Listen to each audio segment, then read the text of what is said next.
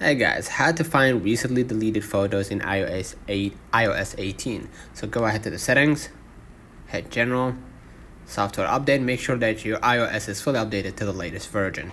Next, go back to your screen, go ahead to the photos, and then what you're gonna do is scroll a little bit down to find recently deleted photos or recently deleted, hit it, and then hit view album, and you're gonna of course need to authenticate using your Face ID, Touch ID, or your passcode to unlock the album. Deleted photos and videos will be stored there for a limited time, usually 30 days, before being permanently removed from your phone. So let me know in the comments if this video helped you.